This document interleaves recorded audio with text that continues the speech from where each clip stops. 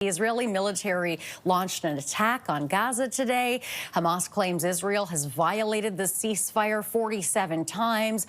To what extent does this back and forth place the ceasefire in jeopardy? Well, we're seeing increase in violence from both sides. Particularly, we're seeing more attacks directly from Israel right now. We're seeing a very clear pressure on Netanyahu from far-right elements in his government, his Minister for National Security, requesting a full-out restart of the war. So there's certainly pressures continuing on both sides now to increase and come back, unfortunately, to more violence than we've seen.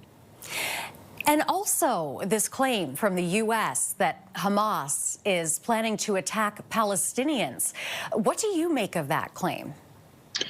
Well, it's very early and difficult to tell at this point. What's clear is that there are some militias operating in Gaza against Hamas, and there are some reports that they're funded by Israel, but this is really all early days to notify that. But bottom line is there's violence happening within the Gaza Strip, and Hamas is engaged in that as well. But it's difficult to tell right now who's really funding them, who's backing them. But that all jeopardizes, of course, the peace deal we're seeing. Now, Netanyahu wants to rename the war, convening his cabinet for a meeting to vote. Is that going to change public perception?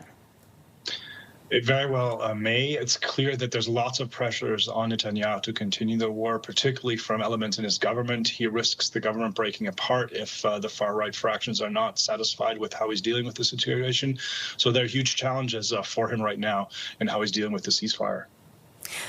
What about the Rafah border crossing? It was originally supposed to open Monday, then Israel poured cold water on that. How important is that Rafah crossing? How important is it for it to be open? It's extremely important. It's a key crossing that's needed for delivering aid into Gaza. The reason for that was, of course, that not all dead hostages were returned, which is, of course, a challenge, a breach to the agreement. That said, though, it's very difficult to identify where they are. We know there are 18,000 buildings completely destroyed in Gaza, so underneath the rubble of that, it's difficult to identify them. That's one of the reasons why that border was not opened.